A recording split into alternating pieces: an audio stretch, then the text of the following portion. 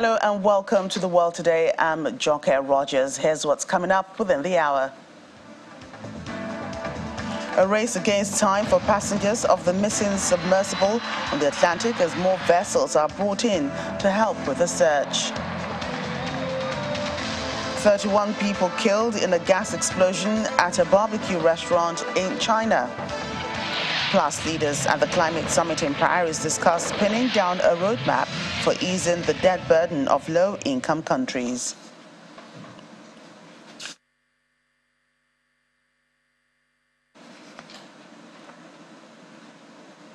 Let's begin in China on the program today, where at least 31 people have been killed following a gas explosion at a barbecue restaurant in the northwestern Ningxia region. The blast in Yinchuan, capital of Ningxia, was caused by a leak in liquefied petroleum gas tank at a restaurant. The video obtained by Reuters news agency showed smoke and flames rising from the restaurant as firefighters worked to extinguish the fire. Reuters says several people were still undergoing treatment for burns and cuts from broken glass as of this morning. President Xi Jinping has ordered authorities to go out to treat the wounded, saying safety supervision in key industries and sectors should be strengthened.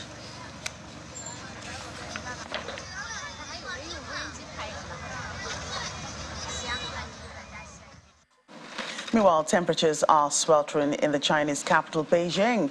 They reached as high as 41 degrees Celsius today, shattering the record for the hottest day in June. The city has raised an orange alert, the second most severe weather warning, saying temperatures could be as high as 39 degrees from today until Saturday. While Beijing residents have taken on the responsibility of cooling off in the heat, people were seen taking refuge in a public water fountain earlier today, as well as under the shade of large parasols. Beijing, Tianjin, Hobyan and Shandong in northern and eastern China have been hammered by heat waves, with the National Weather Bureau issuing an alert for heat stroke almost a fortnight earlier than in previous years.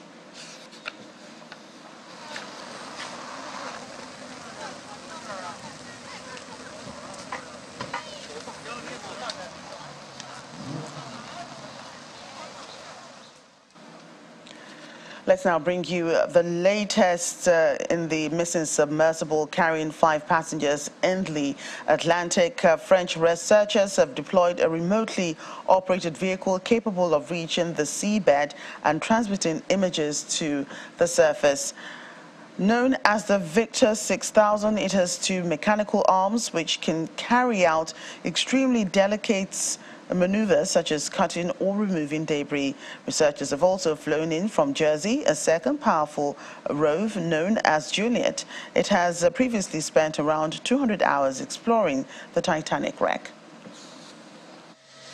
Canadian armed forces have been at the forefront of the search, scoring the area they hope to find the missing submersible near the wreck of the Titanic. One video uploaded to its social media showed a Royal Canadian Air Force CP-140 Aurora, which is able to provide surface search and subsurface acoustic detection. Teams from the United States, Canada and France have been using airplanes and ships to search more than 10,000 square miles of open sea, roughly the size of Lebanon or the U.S. state of Massachusetts. On the ocean, Sean Leety, who heads a company that jointly owns the missing submersible support vessel, the Polar Prince, says all protocols are being followed for diving into the Titanic's ruins.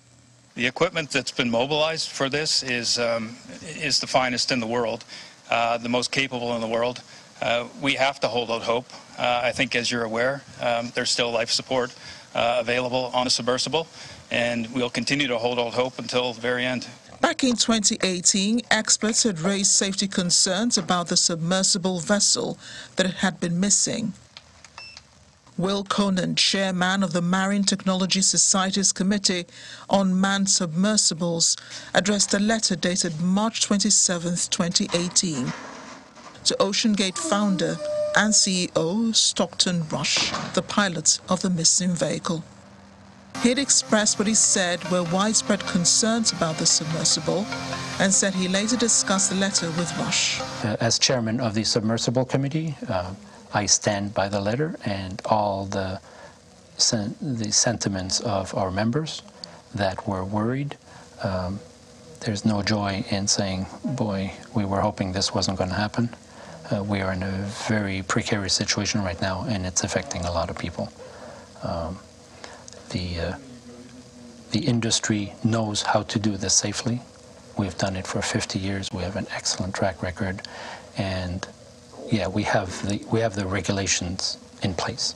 The issue was not any single design flaw, but that OceanGate chose not to pursue the industry's recognized certification process. It was not certified, so it had no oversight during design, fabrication, and testing.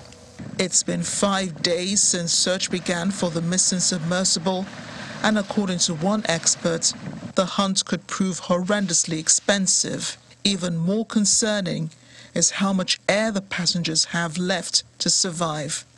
The Titan set off with 96 hours of air, so its oxygen tanks would likely have been depleted by Thursday morning. We're not even we know where they are, trying to get them back to the surface side. So you know, Natalie, not... Or what I have read is that the oxygen in the pressure hull will last for about 96 hours, and that's approximately now about to running out of time.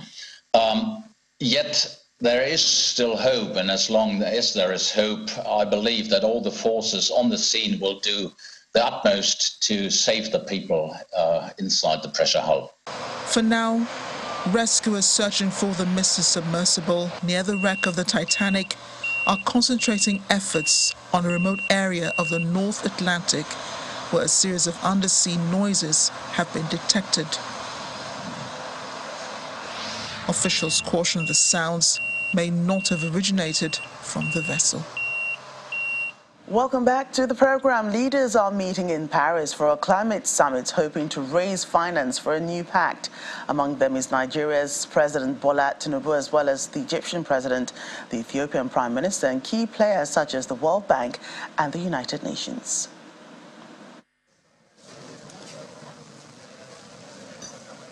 Host of the summit, French President Emmanuel Macron, welcoming the leaders earlier today, he said the private sector and international organizations need to act immediately to change how the global financial system works or risk losing the trust of the people. Bien, mesdames et messieurs, je vais demander à la... Les inégalités augmentent. The summit in Paris hopes to pin down a roadmap for easing the debt burdens of low-income countries while freeing up more funds for climate financing. Though binding decisions are not expected, officials involved in the summit's planning say that some strong commitments should be made about financing poor countries. And we speak for a complete transformation of securing the sources of capital, as unpopular as it might be to voice it. We do not ask for the bankruptcy of private companies. That's not our wish. But we do ask for everybody to share the burden so that we can share the bounty. You must make polluters pay. You must cancel the debt and get grant-based climate finance to global south countries so that they are no longer forced to pay for a crisis they did not create. You must be thinking in trillions, not billions.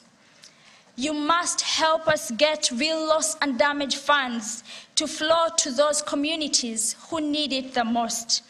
And we must remember that more fossil fuels only means more loss and damage. Addressing leaders at the summit, South African President Cyril Ramaphosa called for additional innovative funding to aid with South Africa's energy crisis. 90% of our energy. Despite successfully securing $8.5 billion through the Just Energy Transition Partnership, President Ramaphosa highlighted the requirement for a supplementary $98 billion to facilitate the country's transition into clean energy. We did arrive at a deal, the JETP deal, with a number of countries. And we found this to be a pioneering deal, quite historic, in that an amount of $8.5 billion was committed to support our transition to clean energy. His comment also reiterated the challenge African countries face with unprecedented financing squeeze, forcing them to focus on managing debt rather than development. Ethiopia's Prime Minister Abiy Ahmed mentioned this in his comment at the summit. Private and public debt has reached new heights. Today, in most low-income countries, the headaches of government is not to think about development, but to think about how we can manage debt. All our effort is to manage debt instead of focusing on development. As if dealing with all these crises were not difficult enough, we also faced devastating climate effect. Meanwhile, according to Senegalese President Macky Sall, a coalition of countries will be providing 2.5 billion euros to his country so that it increases its share of renewable energies and installed capacity to 40% by 2030.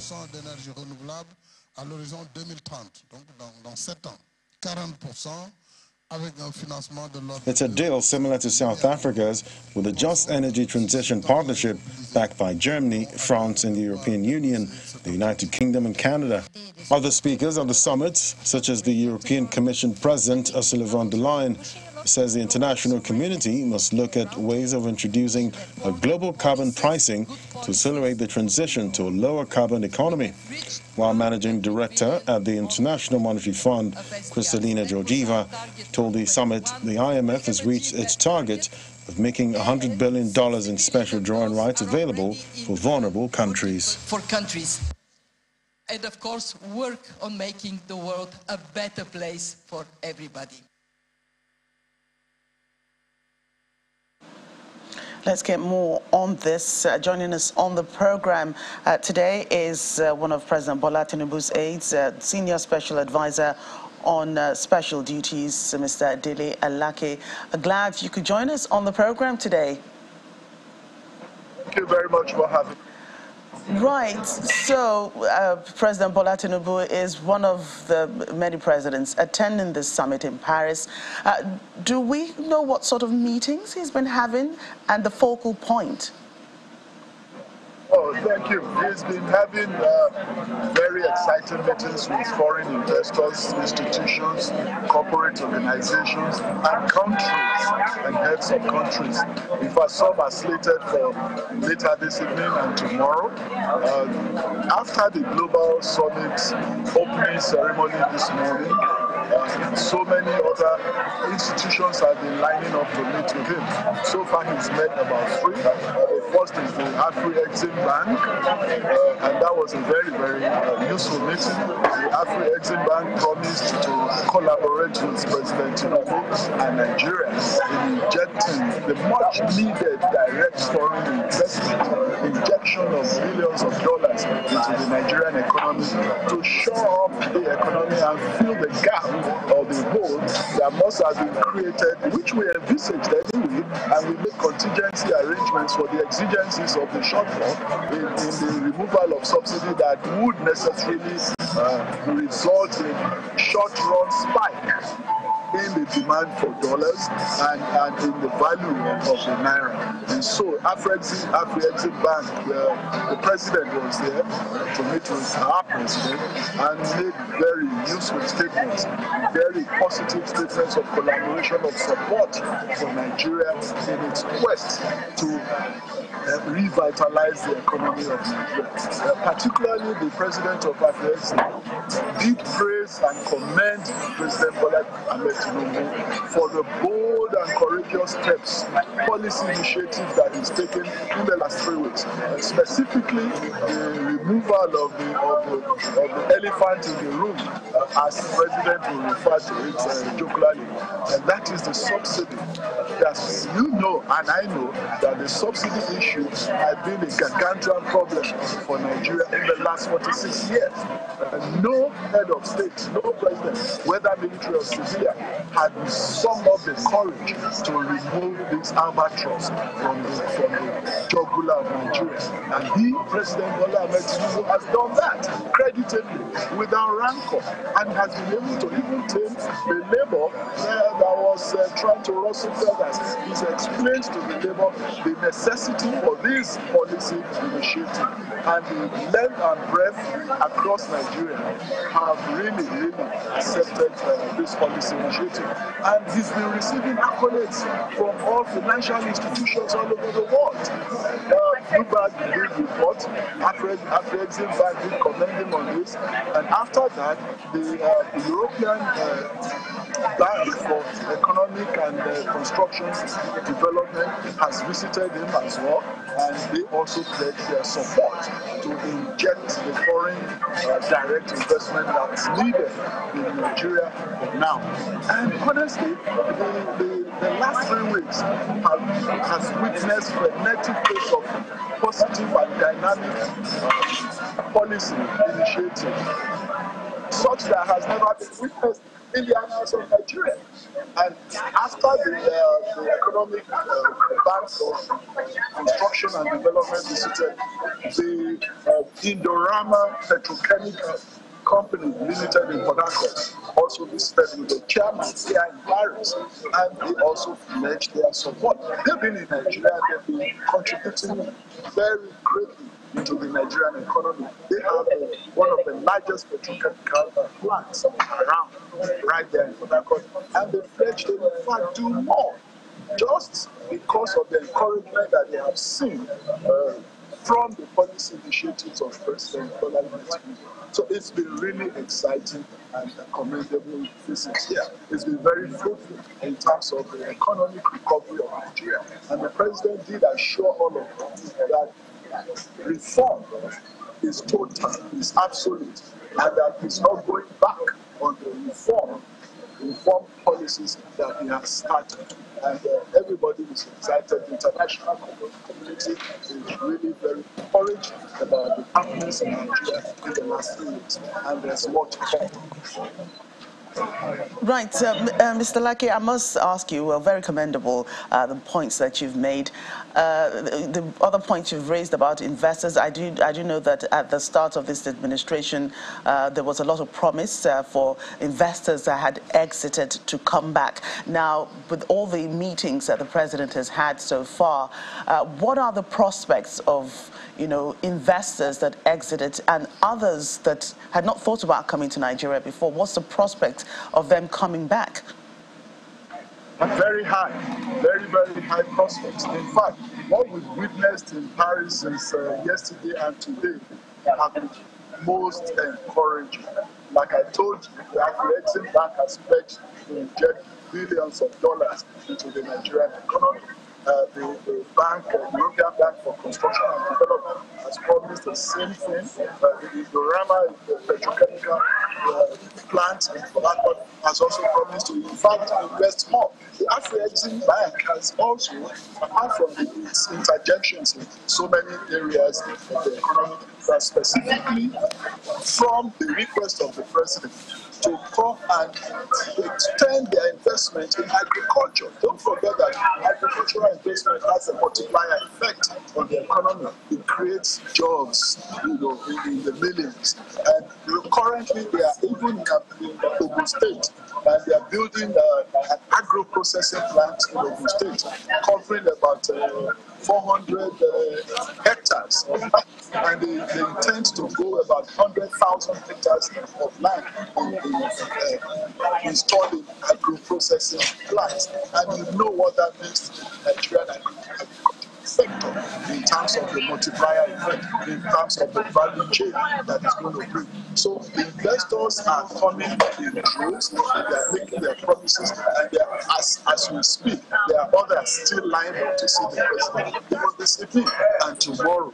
Some countries, the U.S. Secretary of Treasury has been lined up, the president of Switzerland has been lined up, and so many others. They are willing to come. They've been excited by the policy initiatives so far, and it's really commendable. Right, so the point of this summit, I must say, is to raise climate financing. Apart from all the other, little bits of meetings here to talk about individual countries, but with many countries weighed heavily by insecurity and crisis, Nigeria is considered, some of them, on the side of insecurity in some parts of the country.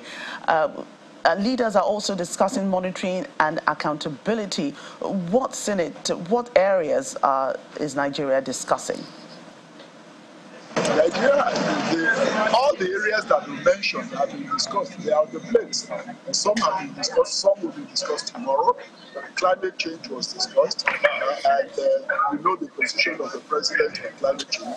Yes, climate change is desirable, but we also must really put that in proper context. Nigeria is one of the countries that are really supportive of climate change. However, it must not be to the detriment of our own local economy. Don't forget that Nigeria and Africa actually constitute just 3% of the industrialization percentage of the total percentage of the world. So the climate change, really, that campaign is not ideal for now. For Africa, the focus should not be on Africa, because we contribute just a meager 3% of the pollution of the world. What about the developed societies that contribute 97% of this pollution? They are the ones that are really supposed to focus on climate change by changing their industrial habits, reducing emissions, reducing the pollution in the atmosphere, not Africa, because our economy is still not at par with the developed societies, with those who live above subsistence level. Most of Africa still live below subsistence level. Nigeria is just a notch above some of these countries. So in essence, the president's whole idea about climate change is that yes, it is desirable, but the countries that contribute most to the pollution of the world should bear the brunt more than those who contribute less. And that is the policy initiative that the president is pursuing in terms of climate change. So on monetary policy, in the last 3 weeks, almost virtually all financial institutions of the world have been encouraged by what the president is doing, and they are pledging their support. And that's why a lot of them are saying they are coming back. Those investors that have exited Nigeria are all looking up to coming back. Some of them have even made telephone calls to the president indicating the interest in coming back to Nigeria, because the president is creating the enabling environment, the conducive environment for investments to flourish. That is what we need right now. The program today, and updates on the president's visit to Paris. Senior Special Advisor on Special Duties to President Bola Tinubu, Mr. Dede Alake. Good luck on the rest of your trip. Thank you very much. Well, staying in Europe, more than 30 migrants are believed to have drowned after their boat sank off the Canary Islands. Two charities, Walking Borders and Alarm Phone, say the boat that sank was carrying around 60 people. Spanish authorities said rescue workers found the bodies of a minor and a man and rescued 24 other people, but did not know how many people were on board. The incident places fresh scrutiny on Europe's response to migration after a boat sank off Greece last week. Meanwhile, 227 migrants were rescued today, also off the Canary Islands, as at this afternoon, 49 sub-Saharan men, 7 women and 3 minor migrants were traveling in an inflatable dinghy, and they were intercepted and taken to a port by the Spanish Coast Guard vessel Macondo. It was the fourth boat rescued near the Atlantic Ocean islands in less than 24 hours. Well, let's turn to more cheery news out of New York as the city hosts the Association of Nigerian Physicians in the Americas annual convention. The association represents the professional interests of over 4,000 medical professionals in the Americas. The welcome reception held near Times Square received greetings from the mayor of New York. Our correspondent, Maria Bird, has more. On behalf of all the LOC members, we have planned a series of... The Association of Nigerian Physicians in the Americas hosts its 28th annual convention in New York City. New York was hit really hard during COVID. We lost ample members. We sacrificed for the city, and the mayor is recognizing us for that. To welcome the 110th mayor. The welcome receptions addressed by New York City Mayor Eric Adams was warmly received as he welcomed the attendees to New York City and urged the Nigerian medical practitioners in the United States not to ignore the various medical challenges that are confronting our communities. He said the moment is not about elevating the mayor, but rather it is about using their professional expertise to help. And to my physicians who are in the room, all of you are prominent in medical professions. There are too many medical crises in our community for us to have aspired to get to this level and ignore what's happening around mental health, what's happening around health care, what's happening around diabetes, illnesses, and what we're going through. It's time for us to seize this moment that we are in. That is what this moment is about. The moment is not about elevating Eric to be mayor. The moment is about elevating our community and the things that we deserve and the things that we fought for. He also thanked all members of the Nigerian medical community in America and Africans in the diaspora for their contributions to public safety and their work toward making the world a safe place for all. Association of Nigerian Physicians in the America today, acknowledging what you have done and what you will continue to do, really proud of the African diaspora and what you are doing in so many ways. You believe in family, you believe in education, you believe in business, you believe in public safety. We are aligned. Let's continue to make this city a place where prosperity reigns. The welcome reception was the preamble to the 28th convention, which is slated to include action-focused lectures, leadership lessons, meetings focusing on health equity, and the challenges the association is charged to address. From New York City, Maria Bird, Channel Television News. Welcome back, and it's good news for one lucky mother who was delivered of her baby while on board an express train between the Kenyan capital Nairobi and the coastal city of Mombasa. The miraculous delivery was made possible by a doctor and a nurse who were on the train. They were able to help with the delivery. Mother and baby were later rushed to the Mariakani Sub-County Hospital for further medical assistance. Mariakani is the penultimate stop on the Madaraka Express, also known as the SGR, between Nairobi and Mombasa, a journey which usually takes 6 hours. The story has drawn reactions on social media, with one woman commenting she was there to witness the event, and another saying the baby should be entitled to free tickets. I share that too. Well, in nearly opposite news out of Kenya, the president's bodyguards were injured after the car they were driving in rolled over on a road in the Rift Valley district of Naivasha. The vehicle was part of a motorcade that was on its way back to the capital, Nairobi, on Wednesday after President William Ruto had attended an event to flag off the WRC Safari Rally competition. The injured were taken to a hospital. The president was not in the vehicle at the time of the incident, as he had been flown by helicopter. It was not clear what caused the accident. Witnesses told local media that the driver had been trying to negotiate a sharp bend. Over in South Africa, the presidency has warned people against scammers using President Cyril Ramaphosa's name to defraud the public. It said messages purporting to be sent by the president have been circulating.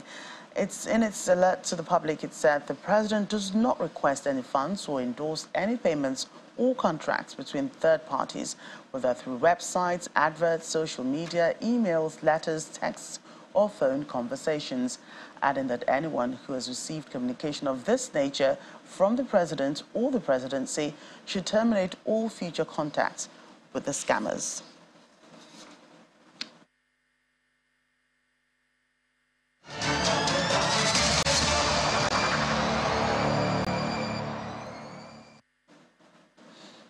Algeria has become the latest country to condemn attacks and looting of foreign diplomatic missions in Sudan. The country's foreign ministry said on Wednesday its ambassador's residence in the capital Khartoum had been stormed and ransacked the day before. It said the attack constituted a violation of international law and called on Sudanese authorities to prosecute those responsible. On the same day, Zimbabwe condemned attacks on its embassy and on its ambassador's residence, also in Khartoum, with the foreign ministry spokesperson accusing paramilitary rapid support forces fighters of being responsible. The only other country to have complained this week is Mauritania, which reported at least 3 vehicles used by the ambassador and staff had been stolen. An increasing number of Sudanese civilians fleeing El Geneir, a city in Darfur hit by repeated militia attacks, have been killed or shot at as they try to escape by foot to Chad since last week. The executive director of the Darfur Network for Human Rights has confirmed this information. The violence in El Geneir over the past 2 months has been driven by militias from Arab nomadic tribes along with members of the Rapid Support Forces, a military faction engaged in a power struggle with Sudan's army in the capital Khartoum. Medical charity MSF said on Monday that some 15,000 people had fled West Darfur over the previous 4 days, and it said many arrivals reported seeing people shot and killed as they tried to escape. The war that erupted in April has uprooted more than 2.5 million people, according to UN estimates, mainly from the capital and from Darfur.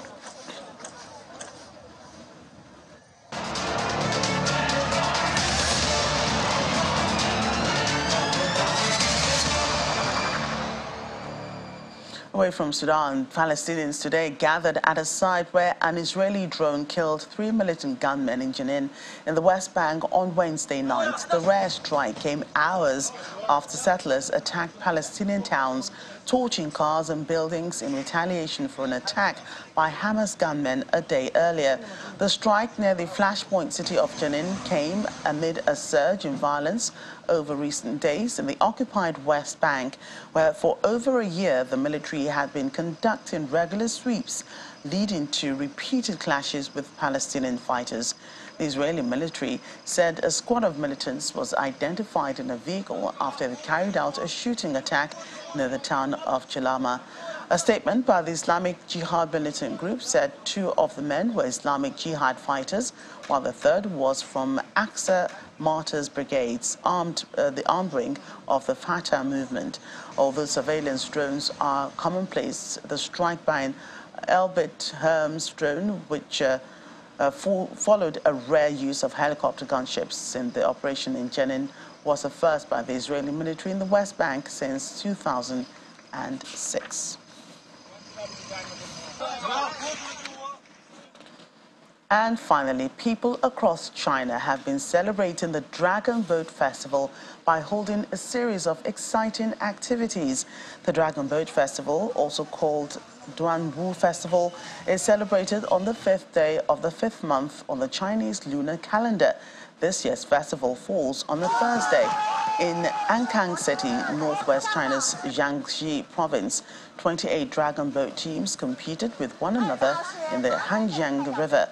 In Langji town, Yiyang City, central China's Hunan province, 420 racers paddled the nearly 100-meter-long dragon boat and fought their way forward.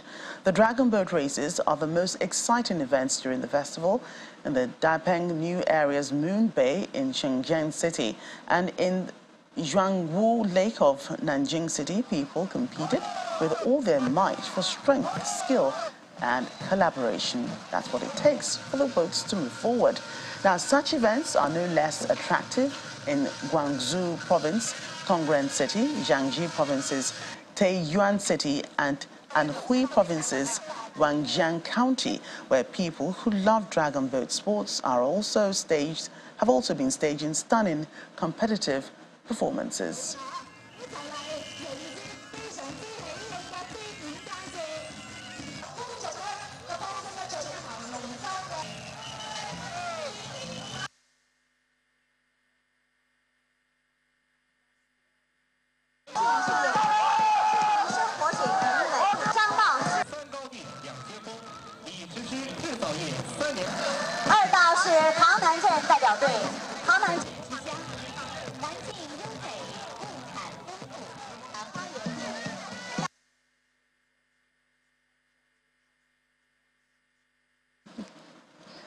And I'm back from China just in time to end the world today. Thank you for watching.